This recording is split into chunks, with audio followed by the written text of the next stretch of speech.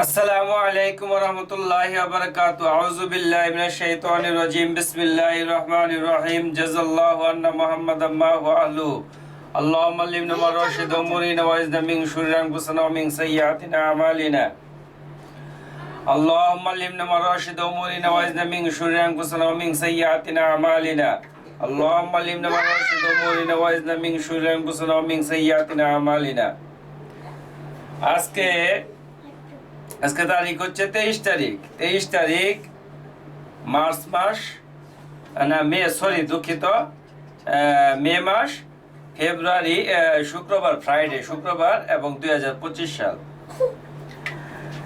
আমি সর্বপ্রথম মহান সৃষ্টিকর্তার দরবারে আমি শুকরিয়া আদায় করি যে মহান সৃষ্টিকর্তা আমাকে আজকে সূর্যের আলো দেখার মতন তৌফিক দান করছেন এবং হাত দিয়ে ধরার মতন তৌফিক দান করছেন। এর জন্য আমি মহান সৃষ্টিকর্তাকে শুকরিয়া আদায় করি। এবং আজকে শুক্রবার পবিত্র জুমার দিন আমরা সূরাতুল কাহাফ পড়ব, কারণ সূরা কাহাফের মাধ্যমে এই বর্তমান প্রেক্ষাপটের উপর বিভিন্ন রকমের ফিতনা ফাসাদ বালা মুসিবত কি কয় বাইরে যাবো বাইরে যাও বিভিন্ন রকমের ফিতনা ফাসাদ বালা মুসিবত এইগুলা ঘটবে। আর এই সমস্ত এই ফিতনা ফাসাদের ভিতরে যখন আমি থাকব আমাকে অবশ্যই সূরা কাহাফ পড়তে হবে, কারণ সূরা কাহাফ হইতেছে শেষ জামানার জন্য রক্ষা কবচ। আল্লাহ রাসূল সাল্লাল্লাহু আলাইহি সাল্লাম কি করে কয় তার সাহাবা আজমাইন এবং সাহাবা আজমাইন থেকে নিয়ে অন্য এমন কোন নবী রাসূল আদম আলাইহিস সালাম থেকে নিয়ে এরকম শীশা আলাইহিস সালাম, জাকারিয়া আলাইহিস সালাম, ইয়াহইয়া আলাইহিস সালাম, ইয়ারমিয়া আলাইহিস সালাম এমন কোন নবী রাসূল আগমন ঘটেনি যে নবী তার উম্মতকে মসিহুদ দাজ্জাল এর ফিতনা থেকে সতর্ক করে নেয়। প্রত্যেক নবী রাসূলই সতর্ক করছেন। সেই জন্য আমাদের এখন এই জামানার ভিতরে সবচেয়ে বড় রক্ষা কবচ হইতেছে প্রতি শুক্রবারের দিন জুমার দিন আমরা সূরাতুল কাহাফ পড়ব। সূরা কাহাফ যদিও এক পারার সমতুল্য, প্রায় যাদের মানে কোরআন তেলাওয়াত যারা শুদ্ধভাবে এবং মানে খুব দ্রুত পড়তে পারে 10-12 মিনিট লাগতে পারে, কেউ 1 ঘন্টা লাগে, কেউ আধা ঘন্টা লাগে, যার যেরকম লাগে। তারপর আমরা এটাকে আমলটাকে বাধ্যতামূলক করে নিব, কারণ এটা অত্যন্ত মানে গুরুত্বপূর্ণ একটা আমল। কারণ সামনে যে সময়টা আসতেছে এটা অত্যন্ত একটা ডেঞ্জারাস সময়, অত্যন্ত একটা মানে মানে ভয়াবহ এক পরিস্থিতি তৈরি হবে পুরা পৃথিবীকে। আর ওই সময় মসিহুদ দাজ্জালের ফিতনা থেকে মানুষ বাঁচার জন্য মানুষ বিভিন্ন রকমের পন্থা অবলম্বন করবে, তারপরেও মসিহুদ দাজ্জালের ফিতনা থেকে মানুষ বাঁচতে পারবে না। গুটি কয়েকজন মুষ্টিময় ইমানদার ব্যতীত, যাদের প্রতি আল্লাহ তাআলা তার তীক্ষ্ণ দৃষ্টি আছে, তীক্ষ্ণ ভালোবাসা আছে, তীক্ষ্ণ মহব্বত আছে, আল্লাহ সুবহানাহু ওয়া তাআলা তাদেরকে খাস পার্সোনালিটি দিয়ে আল্লাহ সুবহানাহু ওয়া তাআলা রুহে মাহফুজে রুহের জগতে যখন সমস্ত রুহকে চালন দিয়ে ছাকা হয়েছে, এখানে ইয়াহইয়া আলাইহিস সালামের কোন উম্মতগুলো হবে তাদের রুহকে ছাকা হয়েছে, জাকারিয়া আলাইহিস সালামের উম্মতের রুহকে আলাদাভাবে ছাকা হয়েছে, মূসা আলাইহিস সালামের রুহকে আলাদাভাবে ছাকা হয়েছে, ইউনুস আলাইহিস সালামের উম্মতের রূহকে আলাদা করে ছাকা হয়েছে, তারপরে ইয়াকুব আলাইহিস সালামের উম্মতের রূহকে আলাদাভাবে ছাকা হয়েছে, ইব্রাহিম আলাইহিস সালামের রূহকে আলাদাভাবে ছাকা হয়েছে, ইউসুফ আলাইহিস সালামের উম্মতের রূহকে আলাদাভাবে ছাকা হয়েছে, নূহ আলাইহিস সালামের উম্মতের রূহকে আলাদাভাবে ছাকা হয়েছে, শীশা আলাইহিস সালামের উম্মতের রূহকে আলাদাভাবে ছাকা হয়েছে, সুলাইমান আলাইহিস সালামের উম্মতের রূহকে আলাদাভাবে ছাকা হয়েছে, আইয়ুব আলাইহিস সালামের উম্মতের রূহকে আলাদাভাবে ছাকা হয়েছে, দাউদ আলাইহিস সালামের উম্মতের রূহকে আলাদাভাবে ছাকা হয়েছে।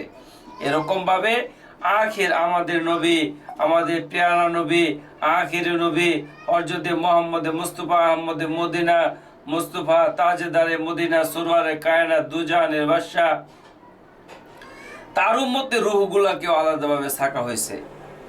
এখন আখেরি নবীর উম্মত হিসেবে এখানে আমি যদি এই কি করে কয় শুধু আমি মোহাম্মদ রুকনুদ্দিন বলি যে আমি এখানে আখেরি নবীর উম্মত বলতে কিয়ামতের লাস্টে যে ব্যক্তিটা আসবে সেও আমাদের নবী প্রফেট মুহাম্মদ সাল্লাল্লাহু আলাইহি ওয়াসাল্লামের উম্মত এবং তার রূহটাকে আল্লাহ তাআলা জাস্টিফাই করছে। ঈসা আলাইহিস সালাম নবী মুহাম্মদ সাল্লাল্লাহু আলাইহি ওয়াসাল্লামের উম্মত হওয়ার জন্য আল্লাহর দরবারে প্রার্থনা করছিল, যার ফলে আল্লাহ সুবহানাহু ওয়া তাআলা ঈসা আলাইহিস সালামকে তারা আসমানে উঠায় নিয়ে গেছে।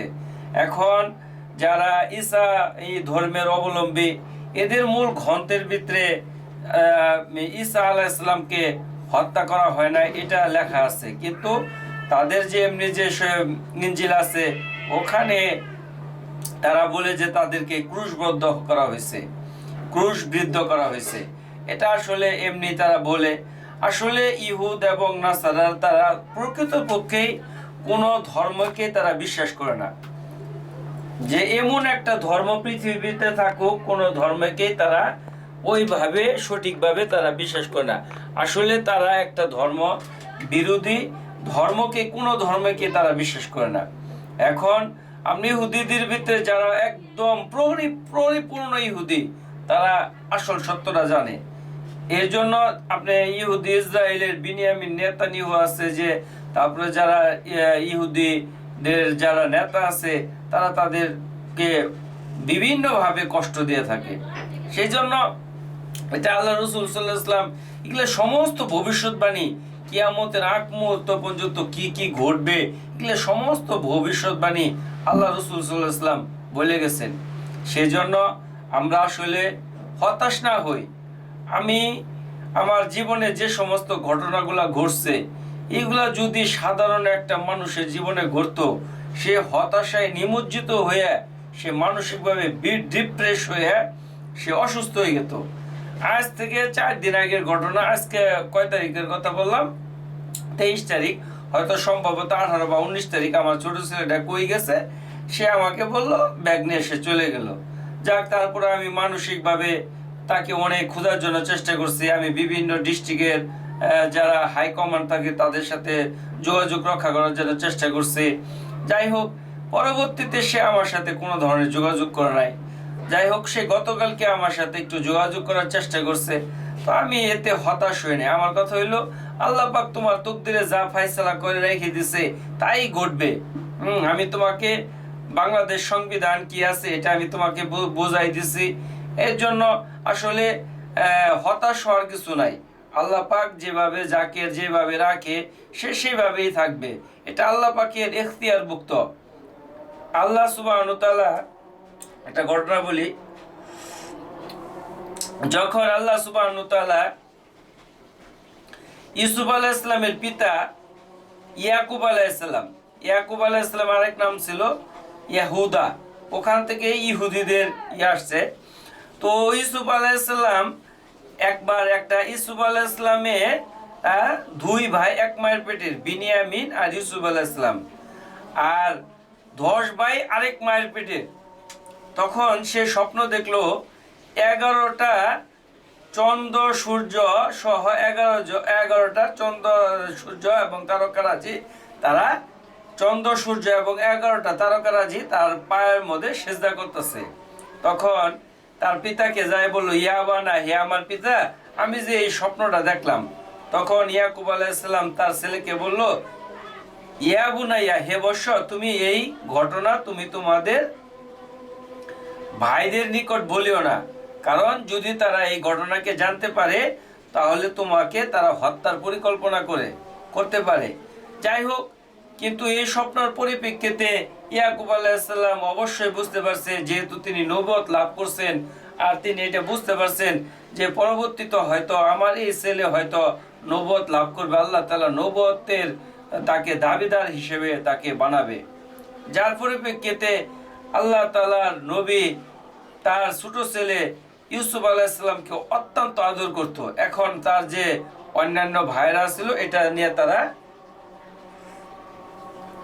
ঈর্ষান্বিত হইতো, অনেক মানে বাবার প্রতি তারা ক্ষিপ্ত হইতো, বাবার সাথে কটক্ষ ব্যবহার করতো। নবী ইয়াকুব আলাইহিস সালাম এত বড় নবী, অথচ তার সন্তানরা তার সাথে খারাপ আচরণ করে। এটা কি চারটিখানি বিষয়? এটা আল্লাহ তাআলার ফয়সালা করা ছিল যে ইয়াকুবের ধৈর্য কতটুক, আমি তার ধৈর্যের পরীক্ষা নিব। আমি সেদিন একটা ভিডিওর ভিতরে বলছি, ওয়ালাসরি ইন্নাল ইনসানা লাফি খুসর ইল্লাল্লাযিনা আমানু ওয়া আমিলুস সলিহাতি ওয়া তাওয়াসাউ বিল হাক্কি ওয়া তাওয়াসাউ বিস সবরি। ঈমানওয়ালারা ধ্বংসশীল, ঈমানাল জামানার কসর, যারা ঈমান আছে তারাও ধ্বংসশীল, ও যারা সৎকর্ম করছে তারাও ধ্বংসশীল। এবং কি যারা এই বিভিন্ন রকমের এই সৎ কাজের আদেশ এবং নিষেধ করতে যায়, যারা বিভিন্ন রকমের কষ্ট বালা মুসিবতের ভিতরে নিমজ্জিত, তারাও ধ্বংসশীল। কিন্তু ওই ব্যক্তিরা নয়, তারা নয় যারা এই সমস্ত অবস্থার ভিতরেও তারা কি করছে, আল্লাহ তাআলার উপর সবুর করছে, তারাই কি করছে, সফল কাম, তাদেরকে আল্লাহ সুবহানাহু ওয়া তাআলা সাকসেস করে। তো আল্লাহ তাআলা আইয়ুব আলাইহিস সালামের পরীক্ষা নিতেছে যে আইয়ুবের কতটুকু ধৈর্য আছে। তখন তার অন্যান্য ভাইরা চিন্তা করলো, আমার এই ভাইটাকে আমার বাপের কাছ থেকে কিভাবে আলাদা করা যায়। তখন তারা তার পিতার কাছে বলল, আইয়ুব আলাইহিস সালামকে বলল যে ইয়াকুব আলাইহিস সালামকে বলল, ইয়া আবানা, হে আমাদের পিতা, ইন্না যাহাবনা ফাস্তাবিকু, যে আমরা দৌড় প্রতিযোগিতায় গেছিলাম, ফায়াকুলু জিবা, যে আমরা তাকে নেকড়ে বেগে খেয়ে ফেলেছে। তারা বালি বুলি দিয়ে তার ভাইকে নিয়ে গেছে তাদের সাথে বকরি চড়ানোর জন্য, আর তারা রক্ত মাখা একটা জামা নিয়ে আসছে, একটা পশুর একটা জন্তুকে তারা হত্যা করছে। হত্যা করে সেরে তার ইউসুফ আলাইহিস সালামের কমিসুন কুদ্দামুন, মানে কমিস মানে কি, জামা। ইয়াবানা ইন্না যাহাবনা ফাস্তাকবিকু, হে আমার পিতা, আমরা দৌড় প্রতিযোগিতায় গেছিলাম। আমাদের বাংলাদেশে যেরকম দৌড় প্রতিযোগিতা হয়, যে আমরা আমাদের সামানার কাছে আসবাবপত্রের নিকটে ইউসুফকে আমরা বসাই গেছিলাম দৌড় প্রতিযোগিতায়। ফায়াকুলু জিবা, জিবা মানে নেকড়ে বাঘ, তাকে জিবা নেকড়ে বাঘে তাকে খেয়ে ফেলেছে। তারপর বলতেছে, যদি আপনি আমাদের প্রতি দরদি হন এবং কি দয়ালু হন, তাহলে আপনি আমাদেরকে ক্ষমাসুলভ দৃষ্টিতে দেখবেন। ইয়াকুব আলাইহিস সালাম তিনি বুঝতে পারছেন আসল ঘটনা কি। তখন উনি আল্লাহ তাআলার কাছে ফয়সালা ছেড়ে দিয়েছেন, যে আল্লাহ তাআলাই উত্তম ফয়সালাকারী। যাই হোক, তারা ইউসুফ আলাইহিস সালামকে কুয়ার ভিতরে ফালাইছে, আর তারা এটা এসে ভাবলো যে আমার বাপেরে আমরা জামা দেখাইলাম, ইউসুফের সিরা জামা, রক্তমাখা জায়গা, এতে হয়তো আমার পিতা আমাদেরকে এখন অনেক আদর করবে। কিন্তু ইউসুফ আলাইহিস সালামের বিচ্ছেদে ইয়াকুব আলাইহিস সালাম আরো বেশি অশ্রুসিক্ত হয়ে গেলেন। ইউসুফ আলাইহিস সালামের বিচ্ছেদে ইয়াকুব আলাইহিস সালাম কাঁদতে কাঁদতে কাঁদতে কাঁদতে কাঁদতে কাঁদতে তার দুইটা চোখ একদম অন্ধ হয়ে গেছে। যাই হোক, এদিক দিয়ে ইউসুফ আলাইহিস সালামকে তারা কুয়ার ভিতরে ফালাইছে, তারা ভাবছে যে মিশন সাকসেস হয়েছে। যাই হোক, আল্লাহ সুবহানাহু ওয়া তাআলা যখন কুয়ার ভিতরে ফালাইছে, তখন আল্লাহ তাআলা জিবরাইল আলাইহিস সালামের মাধ্যমে কুয়ার ভিতরে আস্তে করে রেখে দিয়েছে। অন্ধকার একটা পরিত্যক্ত একটা কূপ ছিল। তখন ওই দিক দিয়ে, যে দিক দিয়ে কাফেলা যাওয়ার কথা ছিল মিশরের রাজপ্রাসাদের দিকে, কিন্তু ওই দিক দিয়ে না যায়, তাই কাফেলাটা অন্য দিকে যায়। তখন তারা বালতি ফালাইলো, দালবুন মানে বালতি। যখন বালতি তারা ফালাইলো পানির জন্য, পানি আসলো, পানির ভিতরে জিবরাইল আলাইহিস সালাম ইউসুফ আলাইহিস সালামকে ওই বালতির ভিতরে উঠাই দিছে। আর যখন তারা ওই বালতিটা তোলার পরে দেখলো যে এখানে ওই বালতির ভিতরে ফুটফুটে একটা শিশু। ইউসুফ আলাইহিস সালামের চেহারা এত সুন্দর ছিল যে ইউসুফ আলাইহিস সালামের সুন্দর চেহারা দেখে যায় মিশরের যারা মানে অনেক মানে সুন্দরী নারী, রূপসী নারী, এবং তারা অনেক মানে মন্ত্রীদের ওয়াইফ ছিল, তারা আঙ্গুল কেটে ফেলেছিল, লেবু কাটতে দিছিল। জুলেখা যখন তার প্রেমে বেশি পাগল হয়ে গেছিল, জুলেখার নামে তারা যখন বললো যে একটা গোলামের জন্য ইউসুফ পাগল হয়ে গেছে, জুলেখা পাগল হয়ে গেছে, অথচ সে আমিন হুতেবের স্ত্রী, সেনাপ্রধানের স্ত্রী, তখন সে তাদেরকে বলল যে আমার ইউসুফ কতটুকু সুন্দর তোমাদেরকে একটু দেখায়। তখন এক ঘরের কোণা দিয়ে ইউসুফরে নিয়ে আসছে, আর এদিক দিয়ে সবাইকে বলছে তোমরা লেবু হাতে নাও আর চাকু হাতে নাও। চাকু লিছে, লেবু হাতে নিছে, ইউসুফকে ডাকছে, এদিক দিয়ে বলছে তোমরা লেবু কাটো। সবার আঙ্গুল একদম সেও হয়ে আলাদা, কোরআনে আয়াত, স্পষ্ট আয়াত, আঙ্গুল পড়ে গেছে গা। তারপর ইউসুফ আলাইহিসসালাম রে চায় চায় দেখতেছে ইউসুফ আলাইহিসসালাম কত সুন্দর ছিল। তখন যখন তারা বাদশা বালতি তুললো, তখন ওই বলতেছে ইয়া বুশরা হাজা গুলামুন, ইয়া বুশরা হাজা গুলামুন, ইয়া বুশরা হাজা গুলামুন। কি সুসংবাদ, আমরা কত সুন্দর একটা ফুটফুটে বাচ্চা এই বালতির ভিতরে, মানে দালবুন মানে বালতি, এই বালতির ভিতরে পাইছি। তারা অনেক অত্যন্ত খুশি হয়ে গেছে। তখন ওদের ভিতরে কেউ কেউ বলতেছে যে এটাকে আমরা মিশরের বাজারে বিক্রি করব, আর অনেক চড়া দামে বিক্রি করব, অনেক সম্র মুদ্রা আমরা লাভ করব, আর ওখান থেকে আমরা ব্যবসা বাণিজ্য করে অনেক আমরা টাকা পয়সা ইনকাম করব, অনেক আমরা ধনী হয়ে যাব গা।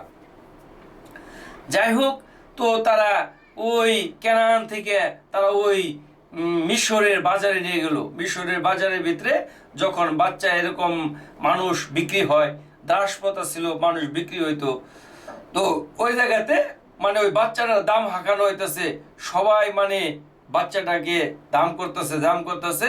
এই দিক দিয়ে আমিন হুতেবের স্ত্রী জুলেখা ওই দিক দিয়ে বাজার দিকে দেখতেছে যে একটা জায়গার ভিতরে অনেক ভিড়ে ভিড়ি।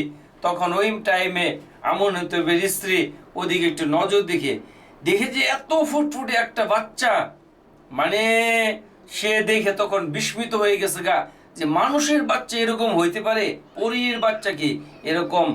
সবচেয়ে পৃথিবীর ভিতরে সবচেয়ে বেশি সুন্দর এবং সবচেয়ে রূপসী সবচেয়ে সুন্দর চেহারার অধিকারী করছে, সেটা হলো আমাদের প্রফেট মুহাম্মদ সাল্লাল্লাহু আলাইহি ওয়াসাল্লামকে, নবী মুহাম্মদ সাল্লাল্লাহু আলাইহি ওয়াসাল্লামকে আমাদেরকে আল্লাহ সুবহানাহু ওয়া তাআলা কি করছে, সবচেয়ে সুন্দর করে বানাইছে। তারপর ইউসুফ আলাইহিস সালামের চেহারাটাকে সুন্দর করে বানাইছে। যাই হোক, এখন ইউসুফ আলাইহিস সালামকে অনেক চড়া দামে, চড়া মূল্যে জুলেখা কিনে নিয়ে গেল। জুলেখা কিনে নিয়ে হেরে জুলেখা ঘরে সে রাজপ্রাসাদে রাষ্ট্রীয় মর্যাদায় বড় করতে লাগলো। দেখেন আল্লাহ পাকের কি ফয়সালা। আমি তো সবসময় বলি যে সবকিছুর মালিক আল্লাহ তাআলা। হায়াত, মউত, দুঃখ, কষ্ট, ইজ্জত, সম্মান, বেইজ্জত এবং এই কি করে কয় সুখ, শান্তি, আরাম, আয়েশ, যত কিছুই, এগুলো সবকিছুর মালিক আল্লাহ তাআলা। ইউসুফ আলাইহিস সালামের ভাইরা তাকে মাস্টার প্ল্যান করলো। কি প্ল্যান করলো? তাকে হত্যা করবে, আর তাকে হত্যা করবে এবং তাকে কূপের ভিতরে নিক্ষেপ করবে। আর কূপের ভিতরে নিক্ষেপ করলে পরিত্যক্ত কূপ, অনেক দিনের দীর্ঘ কূপ, ওইখানে অক্সিজেনের অভাব থাকবে আর অন্ধকার। ইউসুফ হয়তো 1-2 ঘন্টা পরে মারা যাবে। আর বাপের কাছে এসে বুঝলো কি কমিসুন কুদ্দামুন, যে তার কমিস দেখেন আব্বা তাকে ফায়াকুল জিগা, তাকে নেকড়ে বাঘে খেয়ে ফেলেছে। বাপেরে বুঝ দিছে। আর এদিক দিয়ে ভাইরা অনেক খুশি যে এখন থেকে আমাদের পিতা আমাদেরকে অনেক আদর করব। কিন্তু তার পিতা ইয়াকুব আলাইহিস সালাম সে আরো তাদের প্রতি ক্রোধান্বিত হইছে এবং বলতেছে তোমরা আমার ইউসুফকে কি করছো? হত্যা করো নাই। তোমরা আমার ইউসুফ কোথায় আছে? ইউসুফকে নিয়ে আসো এবং তোমরা আল্লাহ তাআলার দরবারে তোমরা তওবা করো আরো বেশি। দেখেন এদিকে তারা এই কাজ করছে, কিন্তু আল্লাহ তাআলা তাদের মনসা, তাদের ইচ্ছাকে সম্পূর্ণটাই বিপরীত করে দিছে। আল্লাহ তাআলা ইয়াকুব আলাইহিস সালাম তাদের প্রতি আরো বেশি রাগান্বিত হয়েছে। আর এদিকে ইউসুফ আলাইহিস সালামকে আল্লাহ তাআলা মিশরের ভিতরে রাষ্ট্রীয় মর্যাদায় বড় করতেছেন, রাষ্ট্রীয় মর্যাদায় বড় করতেছেন। আমিন হুতেবের বাসায় তার খেদমতে নিযুক্ত আছে কারিমামা, যেটা জুলেখার খেদমতে টিকত, আরো অন্যান্য গোলাম, এবং তার জন্য আরো আমিন হুতেব আরো কয়েকজন গোলামি করলো এবং তার বিচক্ষণতার জন্য, মানে জ্ঞান শিক্ষা দেওয়ার জন্য বড় বড় যারা দার্শনিক এরকম লোককে রাখা হইলো, যাতে করে ইউসুফকে সঠিক জ্ঞানে জ্ঞানান্বিত করা হয়। যাই হোক, ইউসুফ আস্তে আস্তে অনেক জ্ঞানের অধিকারী হইল এবং অনেক ধরনের সে যখন জ্ঞানী হয়ে গেল তখন সে অনেক ঘটনাগুলি যখন বর্ণনা করতেছে। এখন আমিন হতে যদিও সে মানে মূর্তি পূজা করত, ওই ধর্মের যে যারা মিশরে গেছে মানে ফারাও সম্রাটরা যেরকম মানে মুকুট এবং মুষ্টিবদ্ধ হাত করে থাকে ওরকম যে একটা পজিশন, এর ভিতর থেকে সে যে অনেক কথাগুলো বলতো, আমিন হতে এই কথাগুলার মর্ম বুঝতে পারত। সে মনে প্রাণে ইউসুফ আলাইহিস ইসলামের প্রেমে পড়ে যায় এবং সে ইউসুফকে সে সাধারণ কোনো কিছু ভাবতে শুরু করে না। সে বলল যে এটা একটা অলৌকিক কোনো কিছু এবং সে তার কাছে আল্লাহ প্রদত্ত সে দাওয়াত দেয়, একত্ববাদের দাওয়াত দেয় এবং সে একত্ববাদকে এটা সে স্বীকার করে নেয়। এখন অন্যান্য যারা পাদ্রীরা ছিল, ধর্মগুরুরা ছিল, যারা ওই মিশরের রাজপ্রাসাদের যে সমস্ত এই পাদ্রীরা ছিল বা ওই ধর্মগুরুরা ছিল, তাদের প্রতি আবার জুলেখা অত্যন্ত ধর্মপরায়ণ ছিল, অত্যন্ত ধর্মপরায়ণ। কালের কথা বলতো, অত্যন্ত ধর্মপরায়ণ ছিল। ঠিক আছে, ধরো 100 টাকা নিয়ে যাও।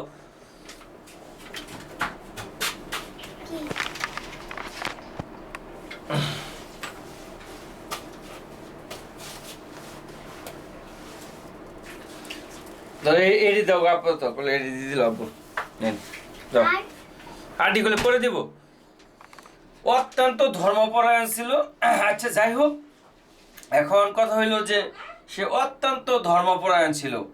সে তার ওই কথাগুলোকে মানে ওই ইয়েদের কি করে কয়, ওই যারা ওই ওখানে পূজা করতো, ওই তাদের যে ছিল এই মন্দির আছিল, ওখানে যারা পূজা করতো তাদেরকে অত্যন্ত সে জুলেখা সে তার নিজের ঘরে একটা মূর্তি রেখে দিত সবসময়। সে অত্যন্ত মানে এই ধর্মপরায়ণ ছিল, মানে ওই ধর্মের। কিন্তু যখন ইউসুফ তো এক আল্লাহর কথা বলতো, জুলেখা তখন এই জিনিসটাকে সহজে মেনে নিতে পারতো না। যাই হোক, এক সময় জুলেখা যখন ইউসুফ আলাইহিস সালাম যখন যৌবন বয়সে পদার্পণ করলো, যৌবন বয়সে যখন তিনি উত্তীর্ণ হইল, তখন জুলেখা তার প্রেমে এমন বেচাইন অস্থিরতা হয়ে গেল গা, সে পাগলের মতন হয়ে গেছে গা। তার সাথে মিলিত হওয়ার জন্য, তার কামনা বাসনাকে পূরণ করার জন্য সে অস্থির হয়ে গেল গা। সে কারিমামার সঙ্গে তার যে খাদেম ছিল তার সঙ্গে পরামর্শ করতে থাকলো, আমি কিভাবে এই মিশনটা সাকসেস করতে পারি। ইউসুফ তো সে অত্যন্ত ধর্মপরায়ণ, সে তো এটাতে কখনো রাজি হবে না। তখন সে বিভিন্ন ধরনের ফার্ম দেওয়ার করলো। তোর কারিমামা বুদ্ধি করলো যে তুমি একটা কাজ করবা, তো তোমার যে খাস কামরা আছে, তুমি 7টা কামরার ভিতরে তুমি যাওয়ার পরে আমি এই দিক দিয়ে পিছন দিকে গেটগুলো তালা লাগাই দিব। তো আস্তে আস্তে আস্তে আস্তে ইউসুফ রে বললো যে তুমি আমার খাস কামরায় আসো। তো ইউসুফ আলাইহিস সালাম গেল তার খাস কামরার ভিতরে, যেহেতু তার গোলাম ছিল সেই হিসেবে গেছে। তখন যাওয়ার পরে তখন সে ওই তার যে মূর্তিটা ছিল ওই মূর্তিটাকে সে রুমাল দিয়ে ডাকতেছিল। যখন ডাকতে দিত তখন ইউসুফ আলাইহিস সালামের দৃষ্টিতে ওই মূর্তির দিকে গেছে। তখন ইউসুফ আলাইহিস সালাম মনে মনে ভাবতেছে, সে পাথরের একটা মূর্তিকে সে ভয় করতেছে, আমার সাথে সে ব্যভিচার জেনা করার জন্য উদ্বুদ্ধ হয়েছে, সে প্রিপারেশন নিছে। আর আমার আল্লাহ তাআলা তো 7 সমুদ্র নিচে যে একটা অন্ধকারের ভিতরে পাথরের ভিতরে যে একটা কালো পিপিলিকা আছে, ওই পিপিলিকা কেউ দেখতে পান এবং ওই পিপিলিকার রিজিক আল্লাহ তাআলা পৌঁছান এবং ওই পিপিলিকা যে হাঁটে ওটারও শব্দ পান। তো আমার এই বিষয়টা তো আল্লাহ তাআলা দেখতেছেন। তখন তিনি মানে অত্যন্ত বিচলিত হয়ে গেল গা। এই অবস্থার ভিতরে তিনি কি করবেন, সমস্ত গেটগুলোকে লাগাই দিছে। তখন ইউসুফ আলাইহিস সালামের সে তার অঙ্গ ভঙ্গিমার মাধ্যমে সে যখন উদ্বুদ্ধ করার জন্য চেষ্টা করলো, তখন ইউসুফ আলাইহিস সালাম মুখ ফিরাই নিছে। যখন মুখ ফিরাই নিতেছে তখন ইউসুফ জুলেখা বুঝতেছে যে হয়তো এখন এই কি করে কয় এই তার সেনাপ্রধান এসে পড়বে, আমার হাজবেন্ড এসে পড়বে, তো আমার এত দিনের সাধনা হয়তো আজকে পুরো হবে না। সে মিস না করার জন্য সে তাকে ধরার জন্য গেছে। এখন ইউসুফ আলাইহিস সালামও জানে যে প্রত্যেকটা দরজা এরকম ভাবে তালা লাগাই দেওয়া হয়েছে। তখন ইউসুফ আলাইহিস সালাম চিন্তা করলো যে আমার কাজ এইটুক না, আমার কাজ হইতেছে যে আমি এখান থেকে দৌড় দিমু। দরজা খুইলা দিবার মালিক আর না দিবার মালিক আল্লাহ তাআলা। এখান থেকে আমার চেষ্টা করে বাঁচতে হবে। বাকিটুক আল্লাহ তাআলার ইচ্ছা, বাকিটুক আল্লাহ সুবহানাহু ওয়া তাআলা কি করবে ওটা আল্লাহ তাআলাই ভালো জানে। এই বিষয়ে আমার কোনো চিন্তা ভাবনা করার কোনো বিষয় নেই। যেরকম মুসা আলাইহিস সালাম রে ফেরাউন যখন ধাওয়া করতেছিল, তখন সামনে যখন দেখলো নীল দরিয়া, তখন মুসা আলাইহিস সালামের যারা ছিল ওই সার্গিত ছিল, বর্তমান যারা ওই ইহুদি বংশধর, ঠিক আছে, তারা বলতেছিল যে হে মুসা আমরা তো ধরা পড়ে গেলাম, একদিকে সামনে হইতেছে নীল দরিয়া আর পিছনে হইতেছে ফেরাউনের লস্কর, আমরা তো তোমার কথা মাইনে ভুল করলাম। তখন আল্লাহ তাআলা বলছে কি, হে মুসা তুমি কি করো, পানির উপর কি করো, লাঠিকে নিক্ষেপ করো, তোমার আসামান লাঠিটাকে নিক্ষেপ করো। তখন মুসা আলাইহিস সালাম এটাই ভাবছে যে এটা আল্লাহ তাআলার হুকুম, আমি এটাকে মানবো, পরে কি হবে দরকার নাই। যখন সে হুকুমকে মানছে, মানার সাথে সাথে 12টা রাস্তা হয়ে গেছে। তো ওইরকম ইউসুফ আলাইহিস সালাম চিন্তা করলো যে এই অবস্থার ভিতরে আমার করণীয় কি। আমার করণীয় হইতেছে দৌড় দিবা, এন্ড গেট খুলবো কি না খুলবো এটা আমার দেওয়ার বিষয় না।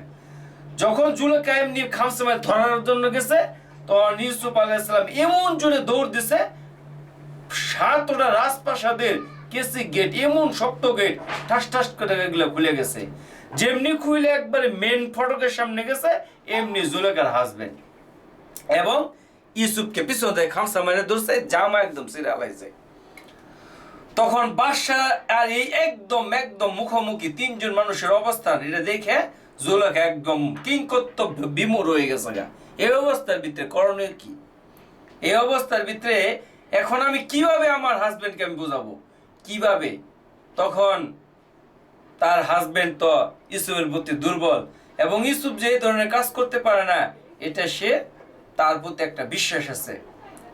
তখন তার স্ত্রী বলতেছেন তার স্বামীকে, মানে ওই সেনাপ্রধানকে বলতেছেন, দেখেন আপনার গোলাম যাকে আমি বাজার থেকে কিনে নিয়ে আসলাম, যাকে এত স্নেহ আদর ভালোবাসা সোহাগ দিয়ে বড় করলাম, আর সে যৌবনে পদার্পণ হওয়ার পরে আপনার ওয়াইফের সাথে সে ব্যভিচার করার জন্য সে এই ধরনের আপনার খাস কামরার ভিতরে প্রবেশ করছে।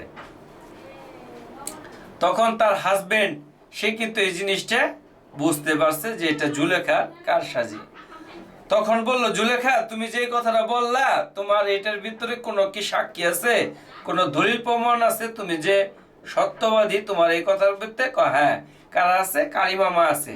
কারিমামার তো আগে সেট করা। তখন ডাক দিল, কারিমামা বলো তো দেখি আসলে ঘটনাটা কি।